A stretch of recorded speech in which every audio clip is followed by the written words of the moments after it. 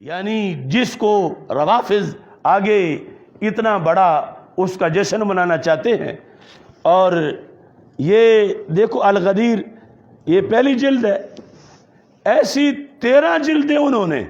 اتنا ان کا کو شرح صدر ہے جھوٹ بولنے میں. یعنی اس من کن تو مولا ہو میں سے حدیث غدیر سے اپنا جھوٹا مطلب ثابت کرنے کے لیے انہوں نے 13 جلدیں لکھی ہوئی ہیں. اور پھر یہاں یہ وضاحت ہے، یعنی ان کے نزدیک یہ کتنا بڑا کام ہے. رسول اکرم صلی اللہ علیہ وسلم کا دنیا میں آنا ان کے بقول اتنا بڑا اعزاز نہیں تھا دنیا کا جتنی بڑی عید غدیر خم کی ہے.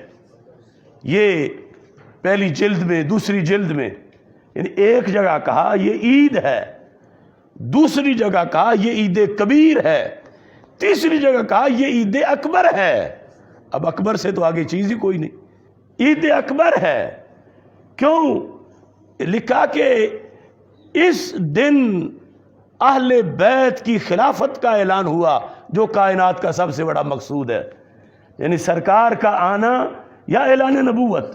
اس دن کو تو ویلیو نہیں ملی معاذ اللہ، لیکن اس دن کو جو ان کے جھوٹ پر مبنی ہے کہ خلافت بلا فصل مل گئی، تو اس کو انہوں نے ان لفظوں سے تعبیر کیا کہ یہاں تو اتنا بڑا موقع اور مرحلہ سامنے آیا کہ اس کی عید ہونی چاہیے کہ اس دن اہل بیت اطہار کا یہ حق ثابت ہوا.